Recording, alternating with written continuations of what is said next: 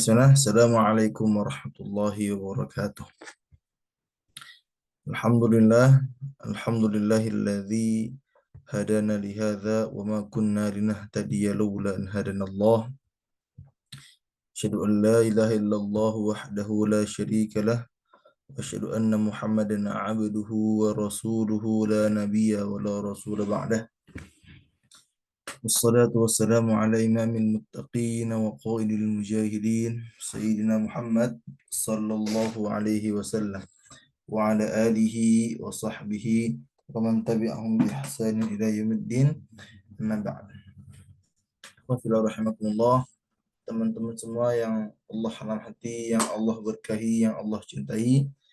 Apa kabar semuanya? Ya. Semoga Allah senantiasa memberikan kesehatan kepada antum. Semoga Allah Subhanahu wa taala senantiasa memberikan keberkahan serta ridhonya kepada antum insyaallah. Amin insyaallah. Teman-teman semua yang Allah rahmati, tema kita atau judul utama kita pada malam ini ya yaitu menjadi pemuda kesayangan Allah Subhanahu wa taala. Yang dimana insyaallah ya nanti kita akan sedikit mentadabburi dari surat Ar-Rum ayat 54. Ya. Kenapa sih kita perlu tadabbur? Ya. Kenapa kita harus berusaha memahami dan menghayati ayat-ayat Allah?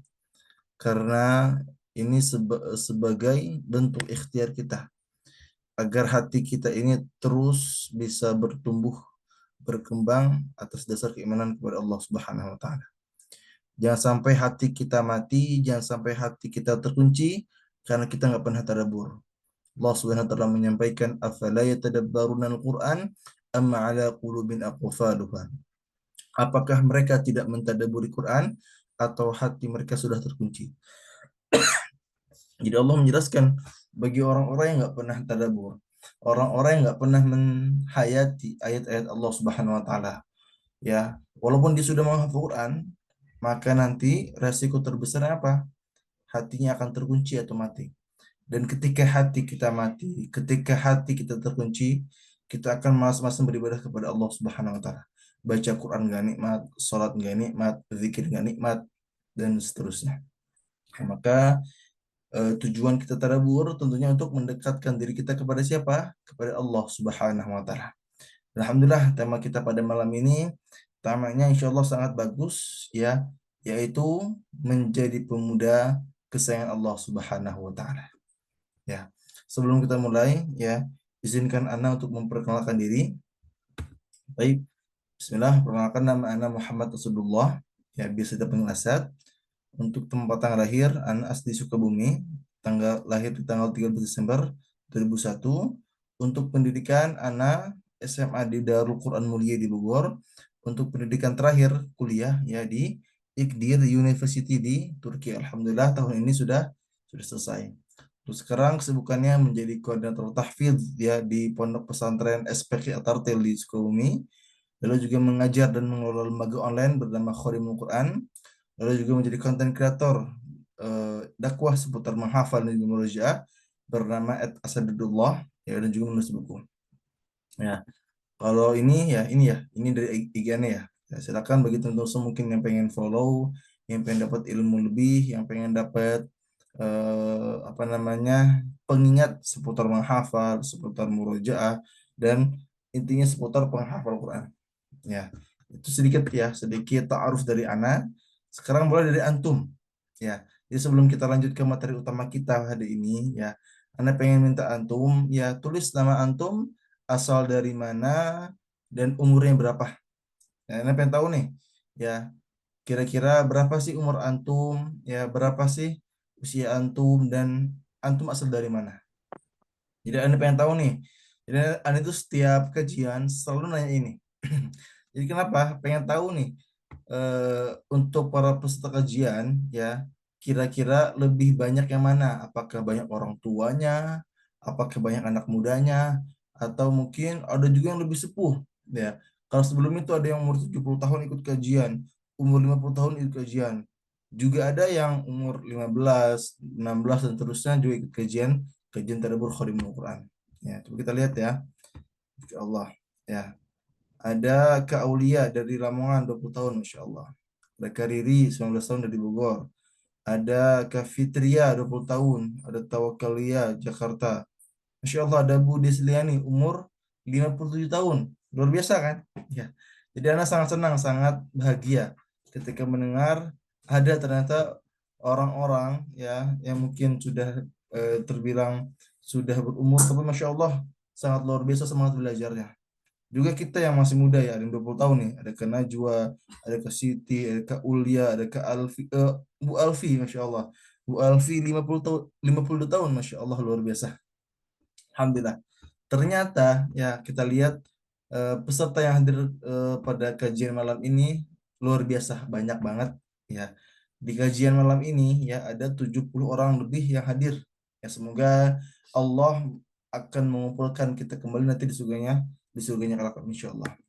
Tapi teman-teman semua ya Anda juga pengen mengingatkan insya Allah ya nanti di akhir apa namanya di akhir kajian ya Afwan setelah kajian besok atau lusa ya Ana pun akan menjelaskan atau mengumumkan tentang pemenang-pemenang pemenang-pemenang giveaway.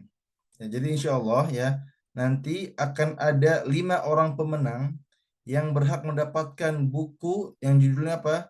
Buku yang judulnya Dari Quran untuk Penghafal Quran. Ya, jadi insya Allah nanti ya ada 5 orang beruntung ya yang mereka ini sudah meresume kajian malam ini serta tentu ada syarat-syaratnya ya. Anda sudah mengirimkan syarat-syaratnya di grup ya. Dari admin sudah mengirimkan syarat-syaratnya di grup. Silakan bagi teman-teman semua pengen mendapatkan buku secara gratis ya. Jadi nggak perlu bayar ongkir lagi, nggak perlu bayar bukunya lagi, full gratis ya. Insya Allah ada 5 orang beruntung yang akan mendapatkan bukunya insya Allah. Baik, sebelum kita lanjut ya, kita buka dulu ya dengan baca basmalah. Bismillahirrahmanirrahim. Kita berdoa kepada Allah semoga kajian pada malam ini menjadi kajian yang berkah, yang bermanfaat serta menjadi wasilah didatangkan rahmatnya Allah Subhanahu wa taala. Amin. Amin ya Allah ya rabbal alamin. Oke teman-teman semua, ya silakan ya sekarang kita buka surat Quran kita ya insyaallah kita akan mentadaburi surat apa? Surat Ar-Rum ayat 54. Ya. Allah Subhanahu wa taala menyampaikan, A'udzu billahi minasy syaithanir rajim. Bismillahirrahmanirrahim. Allahul ladzi khalaqakum min ضعف ثم جعل من بعد ضعف قوة ثم جعل من بعد قوة ضعفا وشيبة يخلق ما يشاء وهو العليم القدير. Allah Subhanahu wa taala menyampaikan yang artinya Allah lah yang menciptakan kamu dari keadaan lemah. Kemudian setelah keadaan lemah itu Allah akan menjadikan kalian apa? Kuat. Kemudian setelah kuat itu ya Allah akan menjadikan kamu atau kita semua di sini ya menjadi lemah kembali serta berubah. Dia menciptakan apa yang dia kehendaki dan dia maha mengetahui dan maha kuasa. Ya. Teman-teman semua, ikhwafillah rahimakumullah, ya. Coba kita perhatikan, ya. Kita perhatikan kalimat yang indah ini. Kita perhatikan, kita tadaburi apa yang Allah Subhanahu wa taala sampaikan kepada kita. Ya, apa yang Allah sampaikan? Allah menyampaikan 3 fase kehidupan manusia. Ingat, Allah Subhanahu wa taala menyampaikan 3 fase kehidupan manusia. Yang pertama, Allah akan menjadikan kita lemah. Itu fase pertama.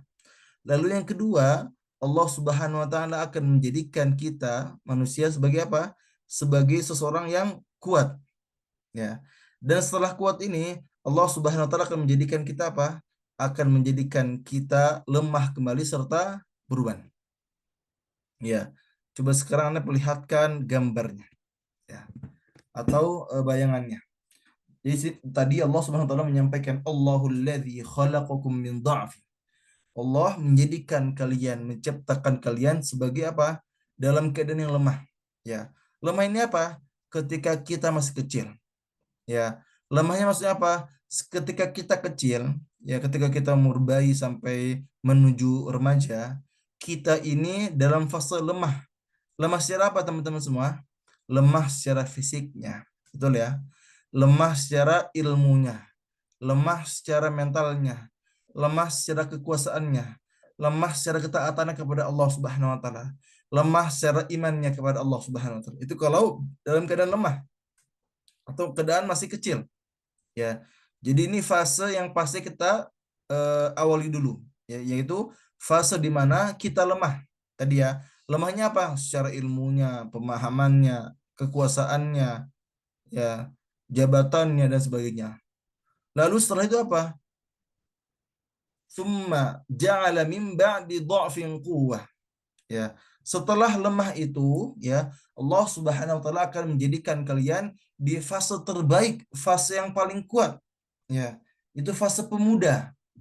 Ya.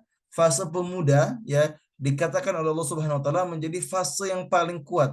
Kuat secara apa teman-teman semua? Kuat secara ilmunya, kuat secara pemahamannya, kuat secara mentalnya, kuat secara kekuasaannya, kuat secara apa lagi? Ketaatannya kepada Allah Subhanahu wa taala. Ya, jadi ini fase, ya, di pemuda, ya. Coba nih pengen tanya ke teman-teman semua. Teman-teman semua, kalau menurut teman-teman semua, ya, makna pemuda itu, ya, atau umur pemuda itu kira-kira umurnya di sekitar berapa? Ada yang tahu? Coba. Anda pengen nanya pendapat antum. Ya, coba jawab di kolom komentar ya. Anda pengen dengar jawaban antum, ya. Menurut antum, orang-orang yang muda ini atau pemuda ini kisaran berapa sih umurnya? Ada yang tahu? Coba ya di kolom komentar ya. Ya. Anda pengen tahu menurut antum, ya. Untuk pemuda ini, ya, kira-kira umur itu dari berapa sampai berapa? Ada yang tahu? Ya. Jadi kita coba sepakati dulu ya, atau kita coba ya sepakati dulu kira-kira pemuda ini, ya, yang dimana fase kekuatan ini kira-kira di umur berapa sih, ada yang tahu? Atau menurut antum deh, yang antum pahami, pemuda itu umur berapa? Oke, di sini ada yang mengatakan 17 sampai 25 tahun. Ada yang mengatakan 13 sampai 35. Ada yang mengatakan 20-an. Ada yang mengatakan 30-an dan seterusnya. Ya. Ada juga yang mengatakan usia balik sampai 40 tahun. Oke. Ya. Coba kita sepakati dulu ya. Kita sepakati dulu bahwa pemuda ini yang kurang lebihnya, ya, umurnya belasan tahun atau ketika kita balik sampai umur 30, ya, 30 tahun sampai 40 tahunan itu masih pemuda. Nah, di umur-umur seperti ini, ya, belasan tahun, ya, di mana usia kita baru balik, ya, sampai 30 atau 40 tahunan ini, ya, Allah Subhanahu wa taala menyampaikan kepada kita bahwa di fase pemuda ini adalah fase yang paling kuat. Anda ulang-ulang. Ya, akan Anda ulang-ulang bahwa pemuda itu kuat secara ilmunya seharusnya, ya. Kuat secara pemahamannya, secara ketaatannya, secara keilmuannya, secara mentalnya, secara kekuasaannya, secara power dan sebagainya. Ya, maka coba kita resapi, kita renungkan hari ini. Kita lihat atau kita rasakan diri kita sendiri. Kita renungi diri kita sendiri, ya. Di mana kita masih muda ini, ya, apakah kita benar-benar sudah menjadi orang yang kuat secara ilmunya? Apakah kita sudah menjadi orang-orang yang kuat secara pemahamannya? Apakah kita sudah menjadi orang kuat yang secara pemikiran, secara ketaatan, secara kekuasaannya? Apakah sudah? Ya. Kalau kita lihat zaman sekarang, ya, orang-orang muda ini justru, ya, identik dengan apa? Identiknya dengan apa? Lemahnya iman, dengan lemahnya kekuasaan, lemahnya mentalnya dan sebagainya. Ya, padahal di fase kita ini yang belasan tahun sampai mungkin 30 tahunan ini, ya, di fase kita ini yang paling apa? Yang paling kuat teman-teman semua. Jangan sampai kita ini malah di fase yang pertama atau fase yang ketiga itu lemah. Ya, lemah secara ilmunya, lemah secara mentalnya, lemah secara keilmuannya dan seterusnya. Ya, maka kalau kita tadaburi, ya, ayat tadi dari surat Ar-Rum ayat 54, ya, kita bisa mentadaburi bahwa makna pemuda menurut Quran adalah apa? Pemuda adalah mereka yang umurnya itu kurang lebih belasan tahun sampai 30 tahunan, ya, yang mereka ini identik dengan kekuatan, dengan kehebatan, ya, kuat secara ilmunya, pemahamannya, ketaatannya, mentalnya, kekuasaannya dan juga lainnya. Jadi tadabur yang bisa kita dapatkan dari surat apa? Dari surat Ar-Rum ayat 54 bahwa makna pemuda sesungguhnya, hakikat pemuda sesungguhnya itu mereka yang hebat, mereka yang kuat secara ilmu, mereka yang pintar secara keilmuan, kekuatan, kekuasaan dan sebagainya. Jangan sampai justru sebaliknya.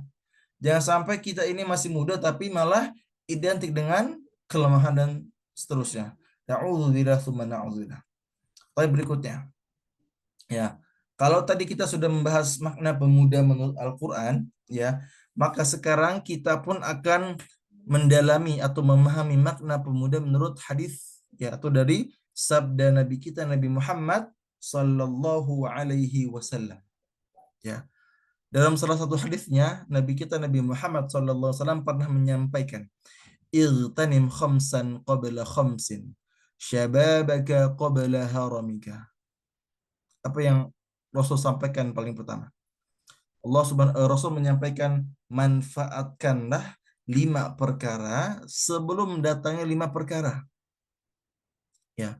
Jadi manfaatkan 5 poin ini sebelum datangnya 5 poin yang lain. Ya. Apa yang pertama?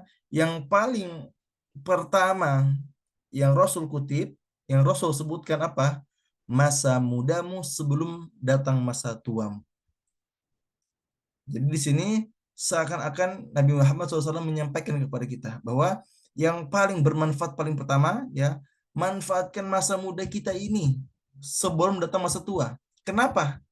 Karena banyak orang tua yang sudah berumur, ya, yang sudah berumur akhirnya apa? Mereka menyesal, kenapa ketika muda saya tidak memaksimalkan taat kepada Allah Subhanahu wa taala. Kenapa ketika masih muda nggak hafal Quran? Kenapa masih muda tidak sering berjamaah? Kenapa ketika masih muda tidak pernah berdakwah dan juga sebagainya? Nah, ini yang harus kita pahami teman-teman semua. Ya, Anda nggak menyebutkan yang poin kedua sampai limanya, tapi ini paling pengen menyebutkan hanya yang poin pertama. Ya, syababaka qabla haramika. Jadi Rasul menyampaikan, manfaatkanlah 5 perkara sebelum datang 5 perkara. Yang paling pertama apa? Masa muda kita teman-teman semua. Masa muda kita, masa yang dimana identik dengan kekuatan, identik dengan kehebatan, identik dengan ketaatan kita kepada Allah Subhanahu wa taala. Ya. Dan di sini Rasul menggunakan kalimat irtanim. Rasul tidak menggunakan kalimat apa? Menggunakan kalimat intafi'a. Jadi bahasa Arabnya manfaatkanlah, ya, ada beberapa. Ya, contohnya tadi ya, bisa irtanim, bisa intafi'a dengan arti sama. Artinya apa? Manfaatkanlah. Kenapa di sini Nabi Muhammad SAW menggunakan kalimat irtanim? Ya, kenapa tidak intafi'a? Kalau intafi' ya hanya sekedar manfaatkanlah sekedarnya saja. Jadi manfaatkan aja gitu. Cuman kalau irtanim, manfaatkanlah sebaik mungkin. Manfaatkanlah dengan sekuat mungkin. Manfaatkan dengan semaksimal mungkin. Itu maknanya yang lebih dalam lagi. Jadi ada manfaatkanlah yang biasa aja, intafi' bahasa Arabnya. Ada juga manfaatkan dengan sebaik mungkin apa? Irtanim. Ya, irtanim. Manfaatkanlah. Dari kalimat igtanim ini, ya, satu akar, ya, kalimat dengan kalimat apa? Kalimat ghanimah. Ada yang tahu apa itu ghanimah? Coba pengen tahu, pengen tanya antum ya. Coba teman-teman semua, ada yang tahu apa arti ghanimah? Ya, atau apa yang antum pahami terkait ghanimah itu? Ada yang tahu? Coba di kolom komentar ya. Oke, betul. Harta rampasan perang. Ya, harta rampasan perang. Tadi kita sudah lihat ya, di sini Rasul menggunakan kalimat irtanim. Dari kalimat irtanim ini, ya, satu akar dengan kalimat ghanimah. Apa ghanimah tadi? Harta rampasan perang. Harta rampasan perang. Di mana harta ini harta yang sangat-sangat sulit didapatkan.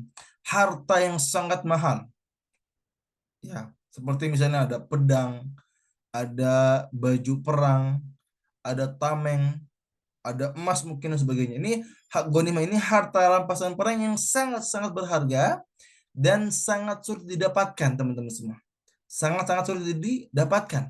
Kenapa? Harus perang dulu, ya. Harus ada nyawa yang dikorbankan. Itu ya saking berharganya ghanimah. Nah, di sini pun tadi Rasul menggunakan kalimat irtanim. Irtanim dari kalimatnya ya, akar kalimatnya satu akar kalimat dengan ghanimah. Jadi seakan-akan di sini Rasul menggunakan kalimat irtanim. Ya, manfaatkanlah sebagaimana kalian memanfaatkan atau mencari apa? Harta rampasan perang. Kalian berjuang mati-matian. Kalian berjuang semaksimal mungkin. Kalian tidak pernah meremehkan hal itu. Ya. Irtanim khamsan qabla khamsin. Manfaatkanlah 5 perkara sebelum datangnya perkara. Yang pertama tadi apa? Masa mudamu sebelum masa tuamu.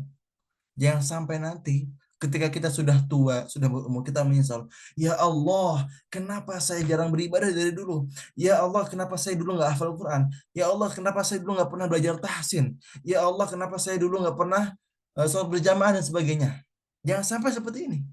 Karena begitu banyak teman-teman semua. Begitu banyak orang-orang di luar sana yang menyesal. Karena di umur mudanya, di masa mudanya, mereka tidak memanfaatkan ketaatan kepada Allah Subhanahu wa taala. Ya. Jadi teman-teman semua ya yang Allah cintai, yang Allah berkahi, kita bisa menyimpulkan bahwa makna pemuda ini sangat luar biasa. Tadi di surat Ar-Rum ayat 54 kita sudah mentadaburi bahwa makna pemuda itu seseorang yang identik dengan kekuatan, kuat secara ilmu, kuat secara pemahaman, kuat secara mental, kuat secara kekuasaan. Juga kalau menurut hadis bahwa pemuda itu ya sesuatu yang sangat bermanfaat yang harus kita maksimalkan dan jangan sampai kita menyesalinya. Ya, maka bagi antum semua atau mungkin antum orang tua yang punya anak-anak, manfaatkanlah anak-anak antum. Atau kita yang masih merasa muda ini ya, manfaatkan waktu kita.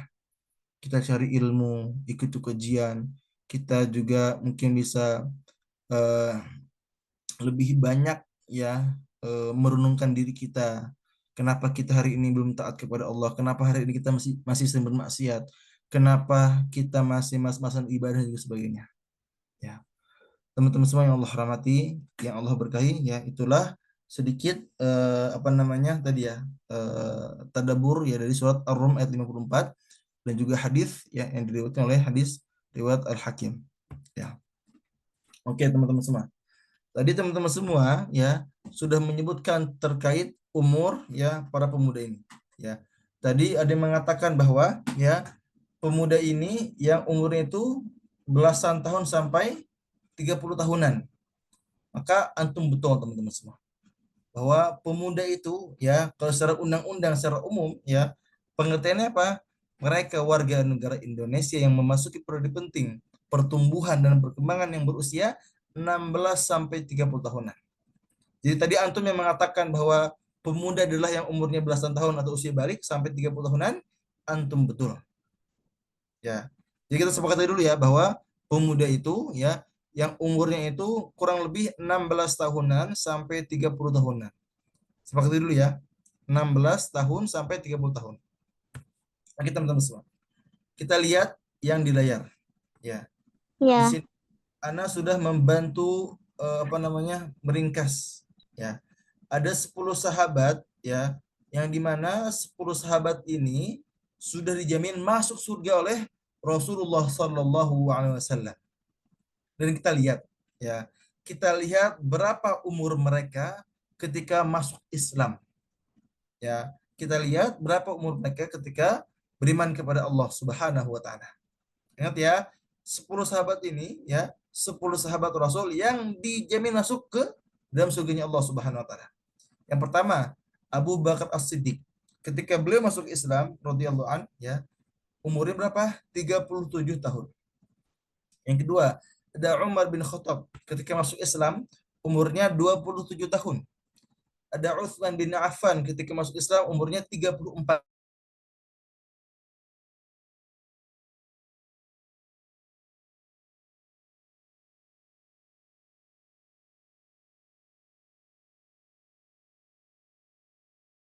Ada Sa'id bin Zaid umur 15 tahun.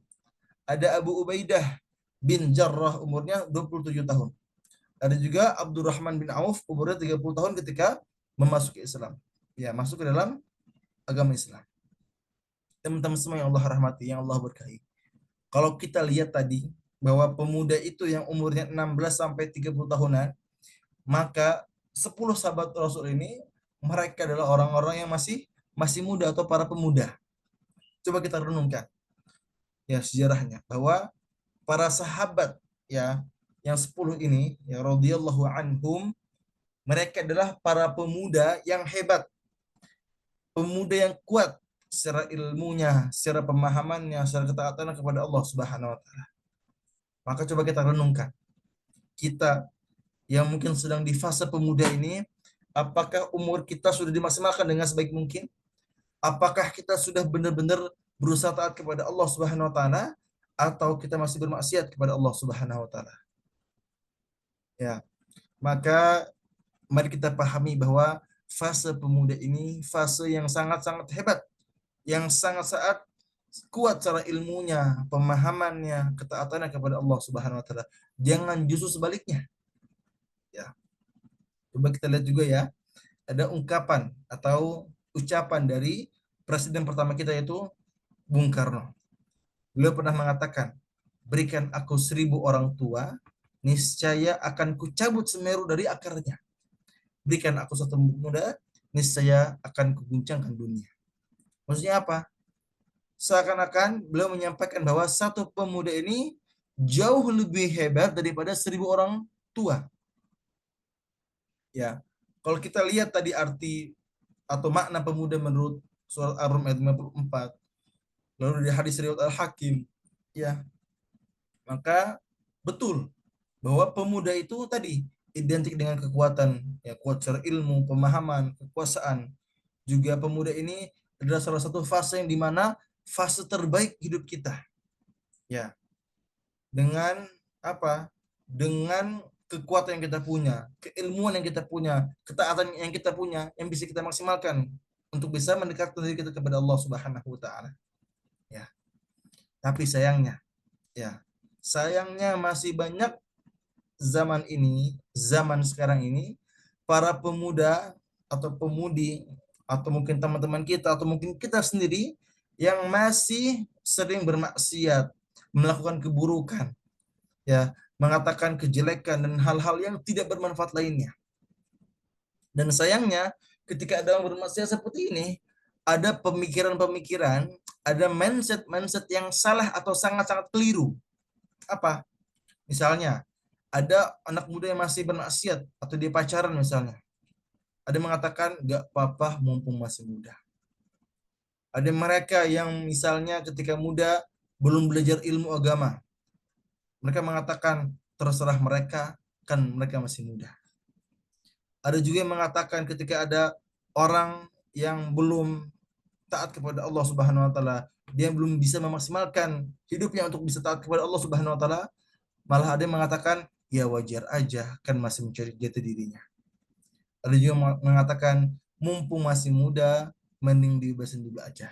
Nah, ini beberapa ungkapan-ungkapan yang sangat-sangat keliru, yang sangat salah, yang harus kita luruskan, yang harus kita perbaiki. Jangan sampai kita anak muda atau kita melihat orang anak muda, kita malah membiasakan mereka untuk bermaksiat atau melakukan hal-hal yang tidak bermanfaat. Ya, yang paling parah apa? Orang tuanya mengizinkan, boleh pacaran, boleh bermain HP berjam-jam, boleh ngerokok dan sebagainya. Ini yang harus kita pahami teman-teman semua. Ya. Oke teman-teman semua yang Allah rahmati, yang Allah berkahi. Di sini pun Ana akan menjelaskan tentang apa? Menjelaskan tentang 4 kesalahan fatal pemuda saat ini yang tentunya harus kita hindarkan. Dicatat ya, ya. Ada 4 kesalahan pemuda saat ini yang harus kita hindari. Dicatat, ya dipahami, Jangan sampai ada yang terlewat. Oke ya. Yang pertama, malas beribadah kepada Allah Subhanahu wa taala. Kesalahan pertama yang sering kita temukan adalah mereka para pemuda ya yang masih bermalas-malasan ketika beribadah kepada Allah Subhanahu wa taala. Mereka malas salatnya, mereka malas baca Quran, mereka malas berzikir, mereka malas bersedekah, bahkan mereka hampir nggak pernah melakukan hal-hal ibadah sunnah. Ya. Padahal apa teman-teman? Padahal tujuan kita diciptakan, tujuan kita ada di dunia itu apa? Untuk beribadah kepada Allah Subhanahu wa taala. Allah menyampaikan, "Wa ma khalaqatul jinna wal insa illa liya'budun." Aku tidak menciptakan jin dan manusia melainkan agar mereka beribadah kepadaku, kepada Allah Subhanahu wa taala. Tapi coba kita lihat di masjid, ya. Di masjid-masjid sekarang, ya, yang memenuhi masjid itu bukan kita para pemuda, tapi siapa? Para orang tua, umurnya 40 tahun, atau ada yang 60 tahun, 70 tahun. Di mana para pemudanya? Di mana kita nih yang masih muda ini?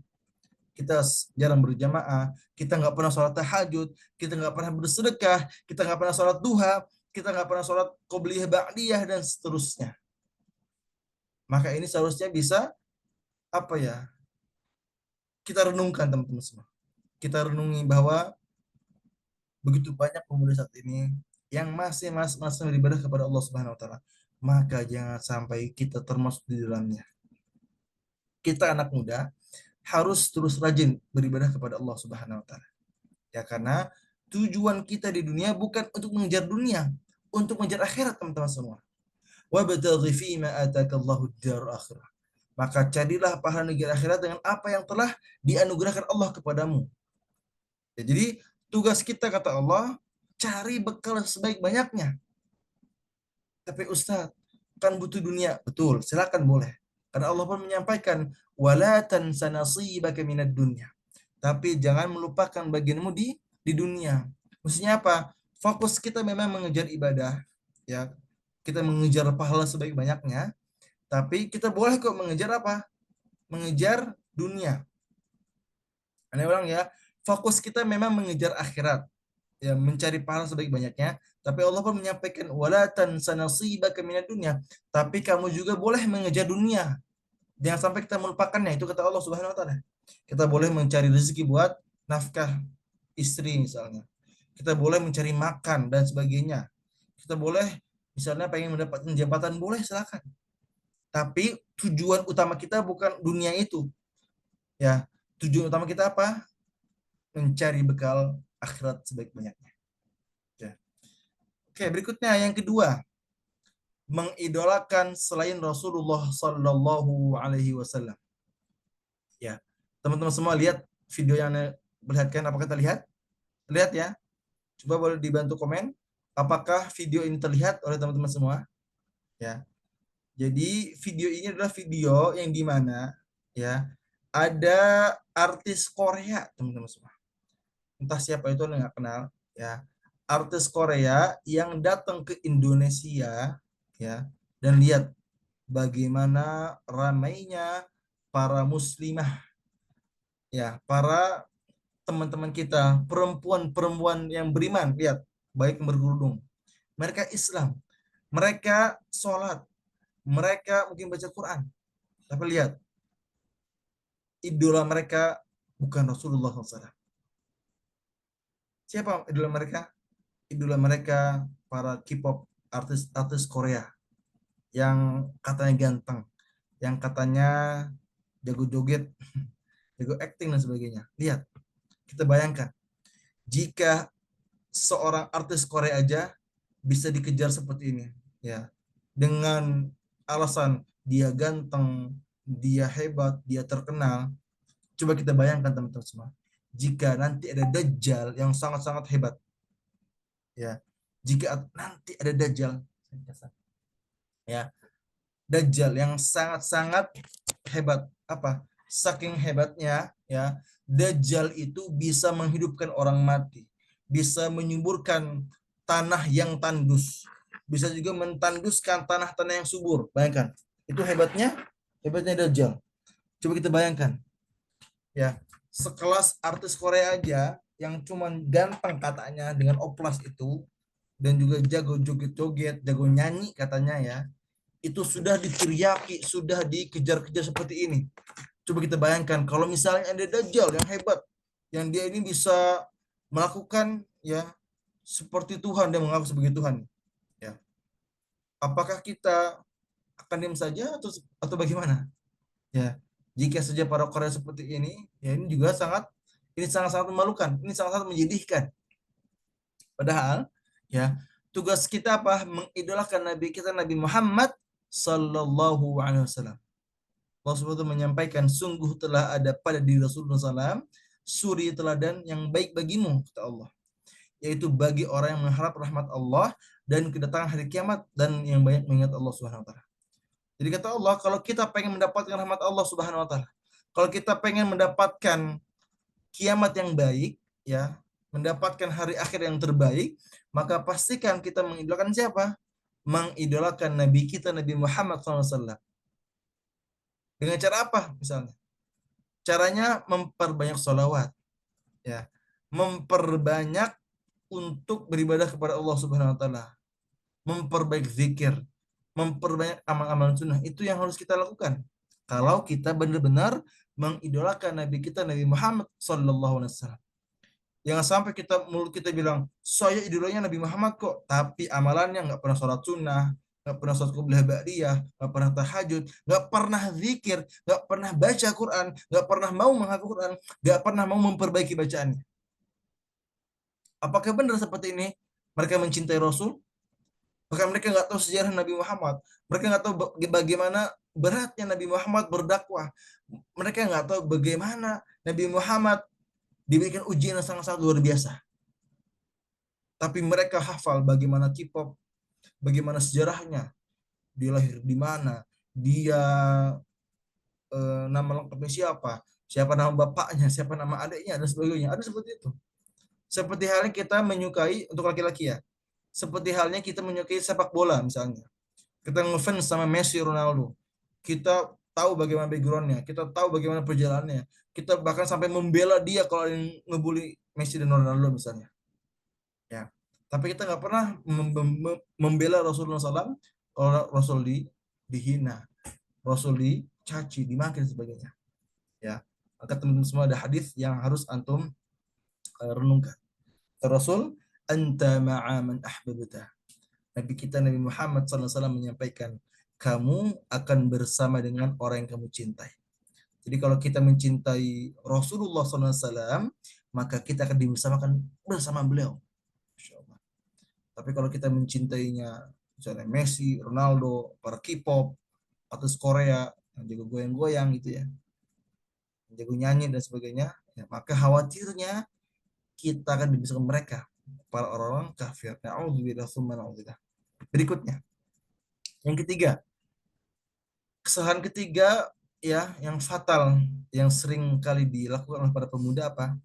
Membuang waktu untuk hal-hal yang tidak bermanfaat. Misalnya scroll berlebihan, bermain game berlebihan, ya, atau mungkin pacaran, atau mungkin merokok, atau mungkin chattingan dengan jenis dengan hal-hal yang tidak berguna lainnya.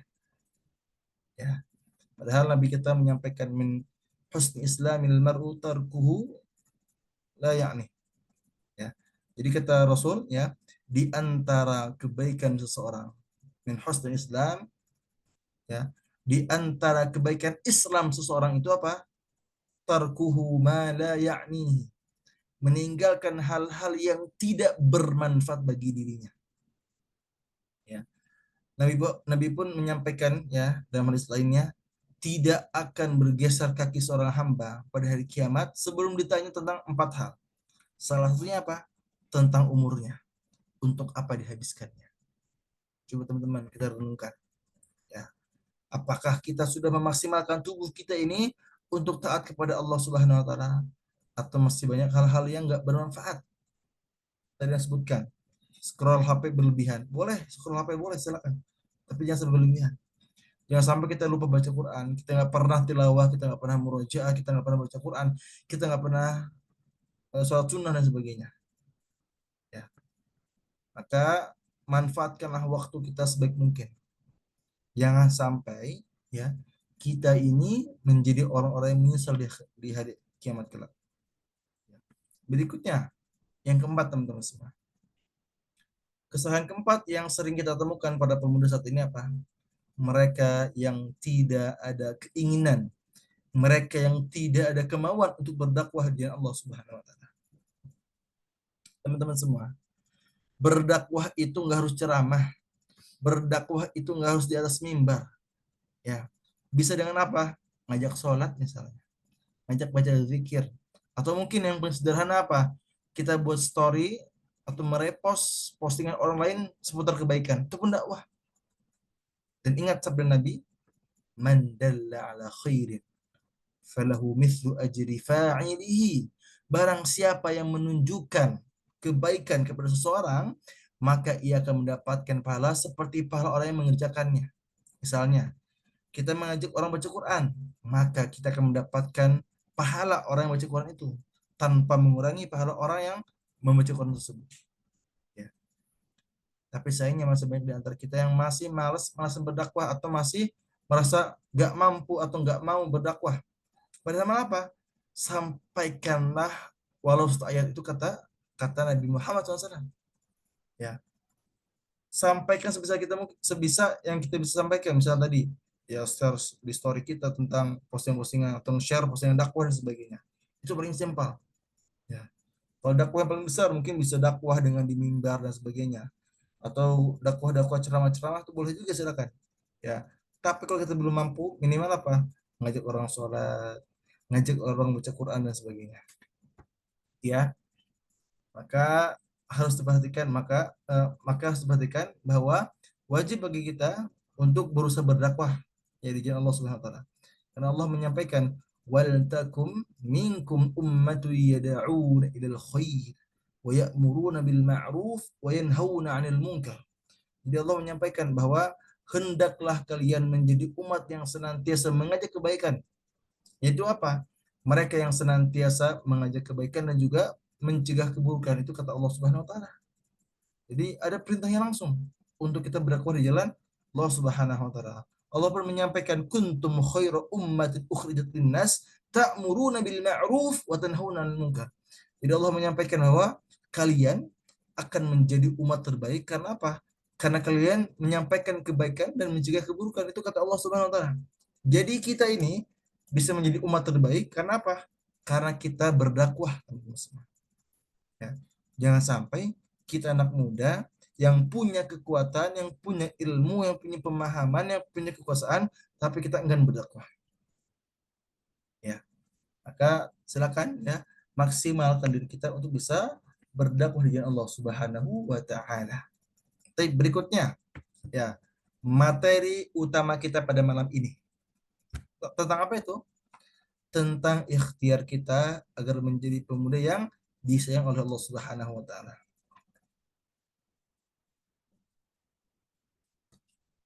Silakan dicatat ya, dipahami, jangan sampai ada yang terlewat. Ya, Anda akan menyampaikan ada 3 ikhtiar kita agar bisa menjadi pemuda yang Allah sayangi, yang Allah cintai, yang Allah rindukan. Ya, dicatat, jangan sampai ada yang terlewat. Yang pertama adalah muraqabatullah. Apa artinya? Senantiasa merasa diawasi oleh Allah Subhanahu wa taala. Kita lagi kajian, kita merasa diawasi oleh Allah Subhanahu wa taala. Kita lagi sholat, kita lagi sedekah, kita lagi puasa, kita merasa diawasi oleh Allah Subhanahu wa taala. Begitu juga pun ketika kita apa? Ketika kita bermaksiat, kita melakukan hal-hal yang buruk, kita berdosa dan sebagainya, kita pun harus merasa diawasi oleh Allah Subhanahu wa taala. Ya. Kita pun menganggap bahwa setiap ya amalan kita lakukan akan Allah mintai pertanggungjawabannya. Allah menyampaikan innas sam'a wal basara wal fuada kullu ulaika kana anhu mas'ula. Jadi Allah menyampaikan sesungguhnya innas sam'a, sesungguhnya pendengaran, penglihatan, wal fuada, dan hati nurani. Kullu ulaika kana anhu mas'ula. Semuanya itu ya akan dimintai pertanggungjawaban oleh Allah Subhanahu wa taala. Jadi itu muraqabatullah. Kita senantiasa merasa diawasi oleh Allah Subhanahu wa taala. Ya. Nabi kita pun Nabi Muhammad pernah menyampaikan ya, tentang ihsan. Ya. Jadi ya kita bukan hanya beriman, kita bukan hanya agama Islam, tapi kita pun harus memiliki ihsan. Apa itu ihsan? An ta'budallah ka'annaka tarah, fa in lam takun tarah fa innahu yarak. Kamu menyembah Allah atau kamu beribadah kepada Allah seakan-akan kamu melihatnya. Maka jika kamu tidak melihatnya, maka sesungguhnya Allah melihatmu. Itu ihsan. Jadi kita senantiasa merasa dilihat, diawasi, diperhatikan oleh Allah Subhanahu wa taala. Itu yang pertama. Ya. Jadi pastikan kalau kita ingin menjadi pemuda yang Allah sayangi, kita harus memiliki sifat muraqabatullah. Senantiasa merasa diawasi oleh Allah Subhanahu wa taala. Berikutnya, yang kedua, berusaha taat dan hatinya selalu terikat dengan masjid. Ya, ingat ya, berusaha taat dan hatinya selalu terikat dengan masjid. Ya. Jadi Nabi kita Nabi Muhammad SAW pernah menyampaikan, ada 7 golongan yang akan mendapatkan naungan Allah pada hari tidak ada naungan kecuali naungannya. Itu apa? Yang pertama, pemimpin yang adil. Yang kedua, pemuda yang tumbuh dalam ibadah kepada Allah. Yang ketiga, seorang lelaki yang hatinya terpaut dengan masjid. Yang keempat, 2 orang yang saling mencintai karena Allah, mereka berkumpul karenanya dan berpisah karenanya. Yang kelima, seorang lelaki yang diajak berzina oleh seorang wanita bangsawan lagi cantik, namun ia berkata, aku takut kepada Allah. Yang keenam, seorang yang bersedekah dengan sembunyi-sembunyi sehingga tangan kirinya tidak mengetahui apa yang diinfakkan tangan kanannya. Yang ketujuh, seorang yang berzikir kepada Allah dan dalam keadaan sepi lalu meneteskan air matanya. Teman-teman semua yang Allah hormati, ya. Dari 7 poin ini, ya, Ana hanya mengambil 2 aja. Apa? Di nomor 2 dan juga nomor 3. Yaitu pemuda yang tumbuh dalam ibadah kepada Allah dan seorang laki atau seorang pemuda yang hatinya terpaut dengan masjid. Ya. Kalau antum bisa mengamalkan 7-7-nya silakan, luar biasa, lebih bagus. Cuman yang Anda kutip adalah tadi, kita harus berusaha menjadi pemuda yang senantiasa tumbuh dalam ibadah, dalam ketaatan kita kepada Allah Subhanahu wa taala, atau ya yang hatinya selalu terpaut dengan masjid. Jadi dia pengennya berjamaah, pengennya sholat di masjid, dia pengennya ikut kajian di masjid dan sebagainya. Ini poin kedua. Lalu poin terakhir, ya, poin terakhir adalah mereka yang dekat dengan Quran. Ya. Jadi teman-teman semua, kalau pengen dicintai oleh Allah Subhanahu wa taala, kalau pengen disayang oleh Allah Subhanahu wa taala, maka jadilah pemuda yang dekat dengan Al-Qur'an. Rasul menyampaikan khairukum man ta'allama al-Qur'an wa 'allamah. Ya. Sebaik-baiknya kalian adalah apa? Yang mempelajari Quran dan juga mengajarkannya. Dan orang-orang yang dekat dengan Quran, orang-orang yang senantiasa interaksinya senantiasa bersama Quran, mereka akan menjadi mulia di sisi Allah Subhanahu wa taala. Karena sifat dari Quran itu mulia dan dapat memuliakan. Mulia dan dapat memuliakan. Saya ulang ya, sifat dari Quran itu mulia dan dapat memuliakan. Contohnya, Quran diturunkan kepada siapa? Kepada Nabi Muhammad SAW. Maka Nabi Muhammad menjadi manusia yang paling mulia, bahkan menjadi nabi dan juga rasul yang paling mulia di sisi Allah Subhanahu wa taala. Karena apa? Karena Quran diturunkan kepada beliau sallallahu alaihi wasallam. Contoh lagi. Quran diturunkan pada oleh siapa? Ya, dengan perantara siapa yang tahu? Dengan perantaranya malaikat Jibril alaihissalam. Maka malaikat Jibril menjadi malaikat yang paling mulia, bahkan menjadi pemimpin pada malaikat. Bayangkan, malaikat Jibril alaihissalam menjadi malaikat yang paling mulia, menjadi pemimpin pada malaikat. Salah satu alasannya karena beliau ya alaihissalam adalah perantara diturunkan Quran. Contoh lain, Quran diturunkan pada suatu bulan, itu Ramadan. Maka Ramadan ini, bulan suci ini menjadi bulan yang paling mulia. Kenapa? Karena bulan diturunkan Quran. Syahrul Ramadan alladzi unzila fihil Qur'an. Contoh lain, ya. Allah Subhanahu wa taala Allah Subhanahu wa taala ya menurunkan Quran ini pada suatu malam. Malam apa itu? Malam Lailatul Qadar, malam Qadar. Ya.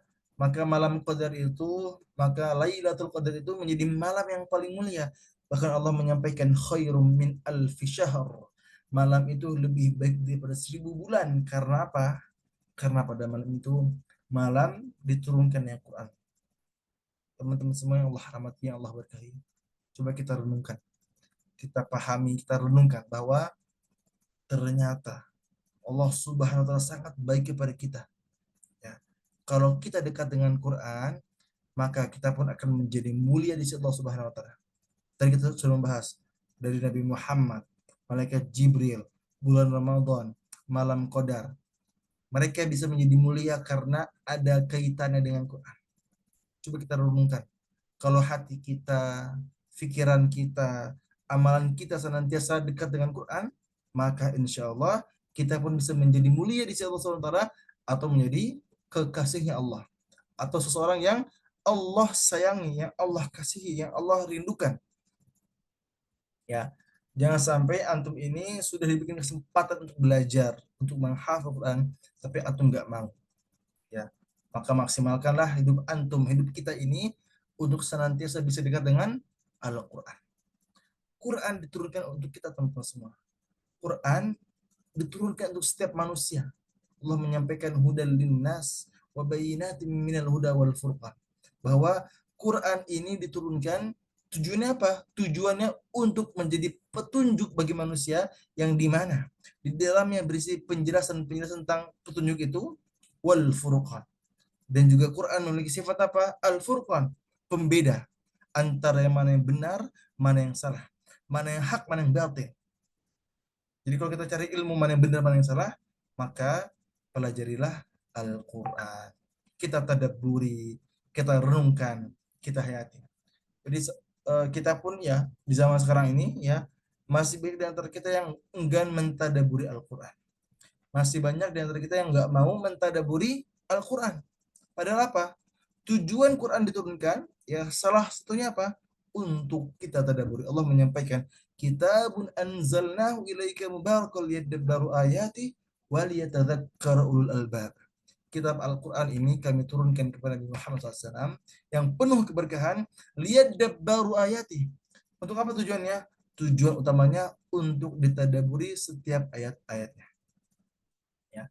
Maka teman-teman semua silakan berikhtiarlah, berusahalah selain kita membaca dan juga menghafal, kita pun harus berikhtiar untuk apa? Untuk bisa mentadaburi Al-Qur'an. Oleh karena itu ya, Ana mengajak kepada teman-teman semua, silakan.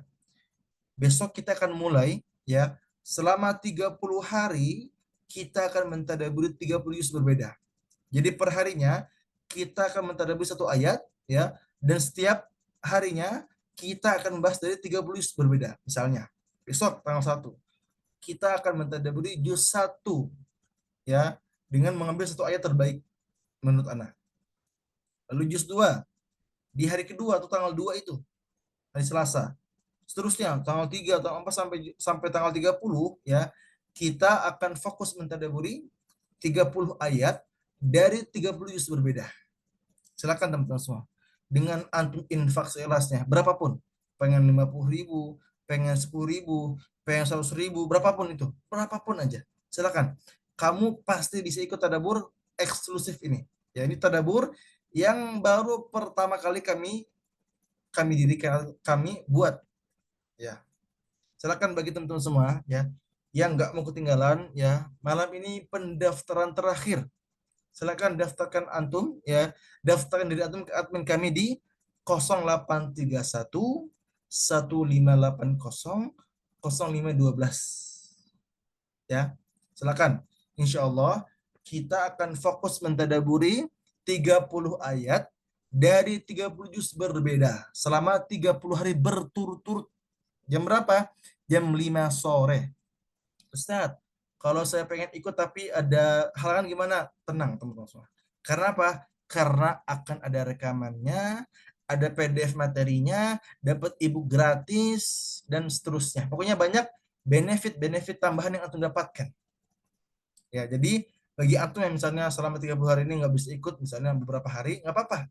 Ada rekamannya, ada PDF materinya, ada ebook gratis buat antum. Dengan apa? Dengan infak seikhlasnya.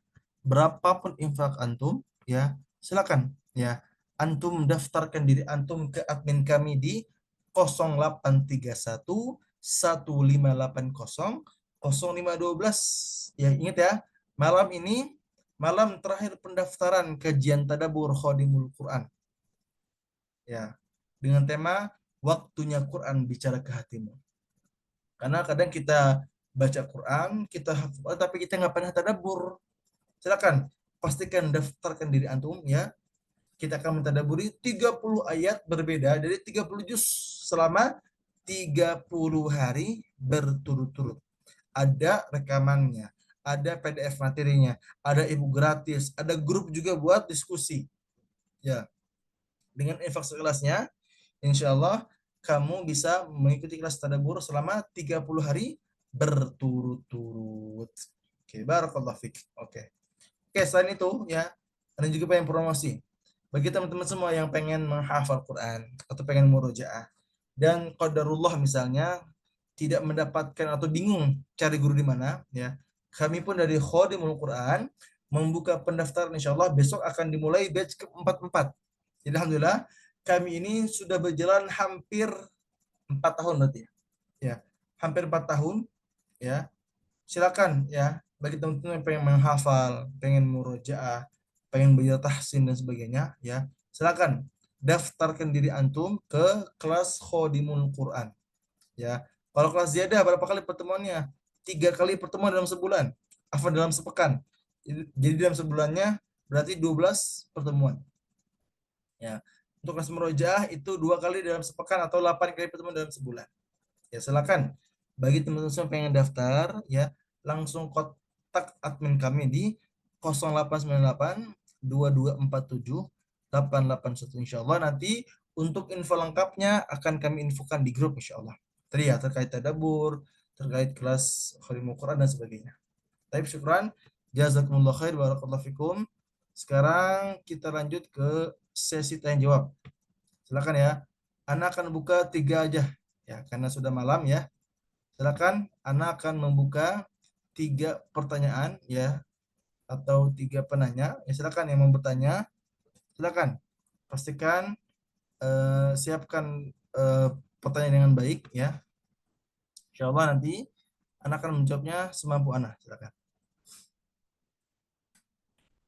Oke, ada yang bertanya, untuk perempuan, apakah sebaiknya juga selalu sholat 5 waktu di masjid atau selalu terikat dengan masjid, Ustaz? Oke, untuk perempuan, ahsannya, bagusnya, itu apa? Berjamaah di rumah. Ya, karena sebaik-baiknya jamaah perempuan adalah di rumah. Ya, walaupun ada yang memperbolehkan, silakan, boleh juga sholat berjamaah di masjid. Cuman, untuk mendapatkan pahala terbaiknya adalah tadi, ya, yaitu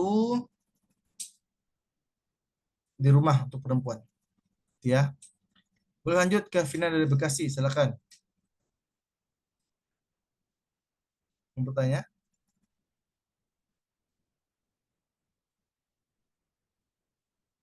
Silakan ke Vina dari Bekasi mau bertanya. Silakan langsung bertanya ya.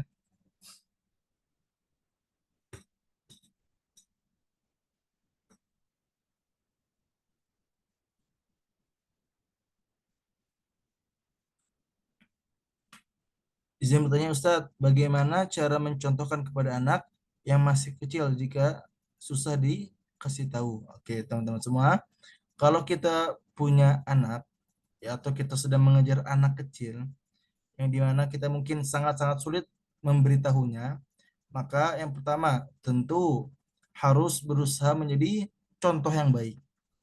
Misal, kita pengen anak kita atau anak murid kita menjadi anak yang soleh, rajin sholat misalnya.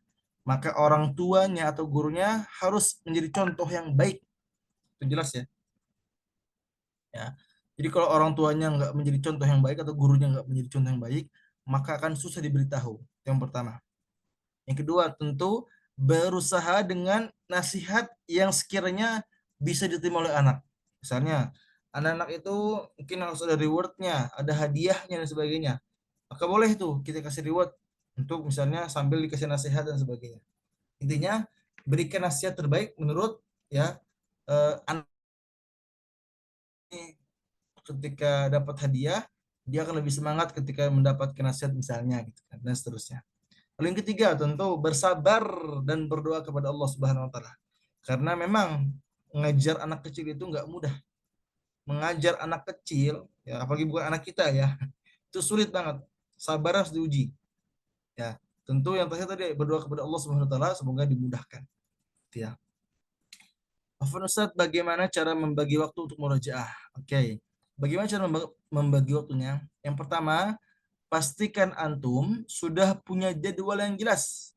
Jangan sampai dalam keseharian antum atau nggak punya jadwal. Misalnya pagi ngapain, siang ngapain, sore ngapain, malam ngapain, antum harus tahu.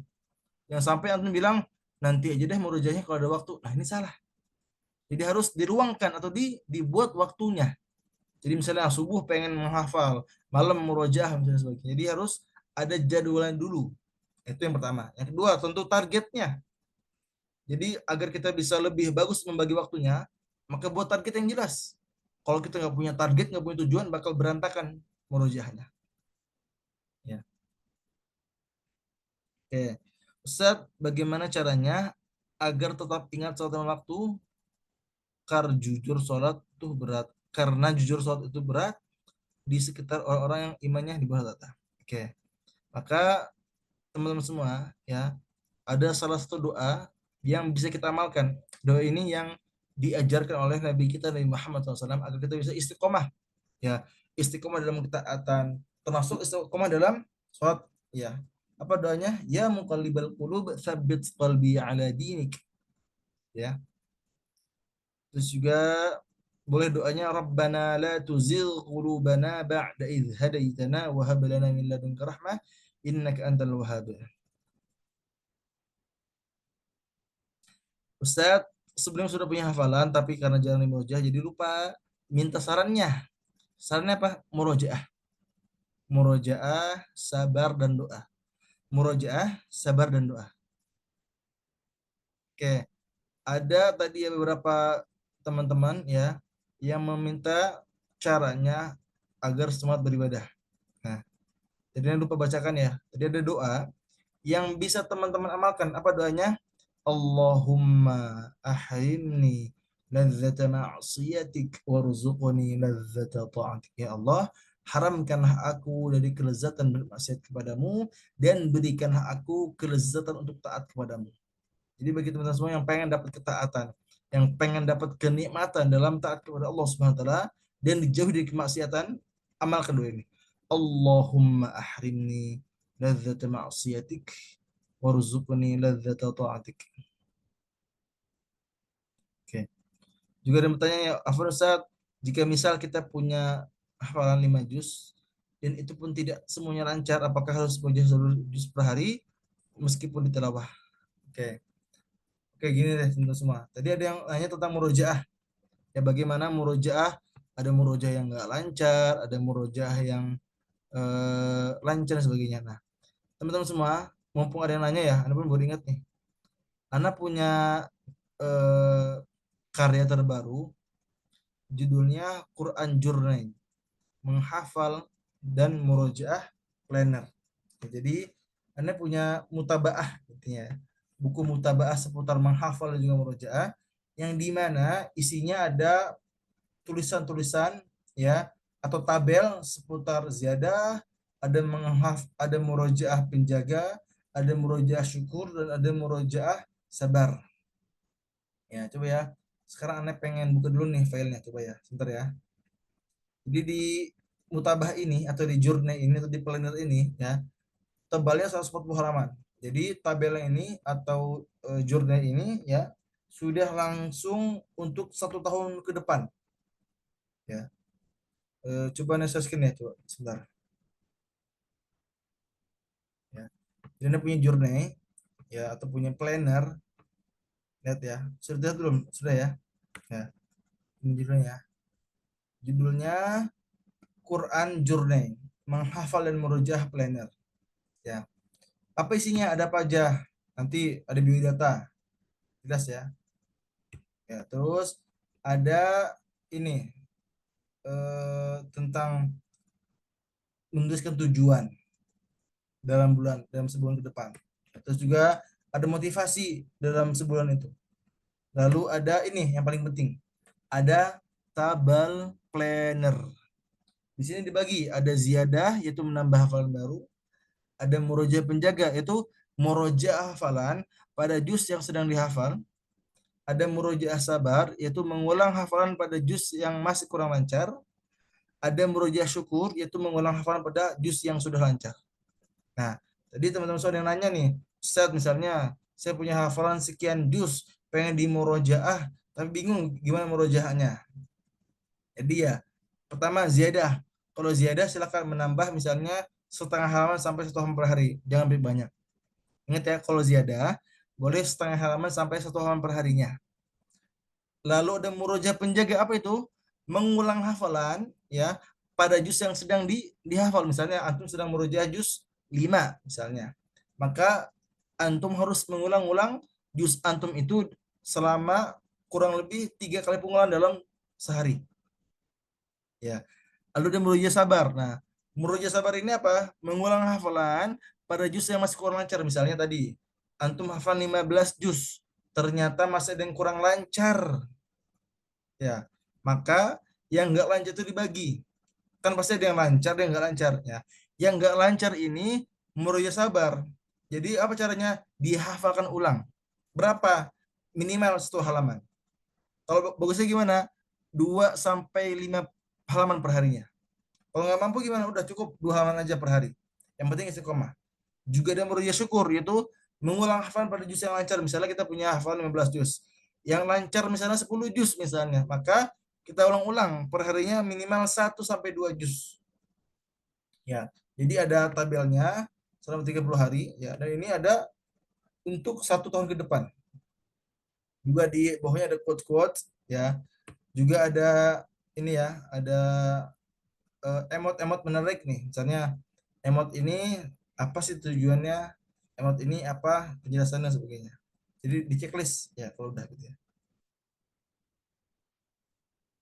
Terus ada ibadah tracker ya, tahajud, duha, sunnah, zikir pagi petang, sedekah dan juga ada 3 poin tiga ibadah yang bisa kita tulis sendiri. Ada juga tadabur, ada doa-doanya, ada quotes menarik dan seterusnya. Silakan bagi teman-teman semua yang pengen ya planner ini ya langsung aja hubungi nomor Anda ya. Nanti lah Anda kirim di grup ya. Yang pengen ebooknya tadi juga ada kajian tadabur, ada juga apa namanya kelas tahfiz online ya silakan bisa langsung aja japri ke nomor Anda. Ini harganya murah, tinggal antum print ya. Nanti antum bisa punya mutabaah harian atau menghafal planner. Insya Allah bagus buat antum. Ya, semoga bermanfaat ya. Silakan bagi teman-teman semua yang pengen ininya ya, boleh hubungi nomor Ana ya. Nomornya di sebentar nih address ya. Biar atau nggak ketinggalan. Mumpung juga harganya masih promo. Ini nomornya nomor Turki ya. Bentar. Nomornya 90 536 249. Nah, ini tulis nomor Ana ya. Silakan langsung ke WA aja. Bagi teman-teman yang pengen plannernya ya, langsung segera hubungi Anda malam ini juga.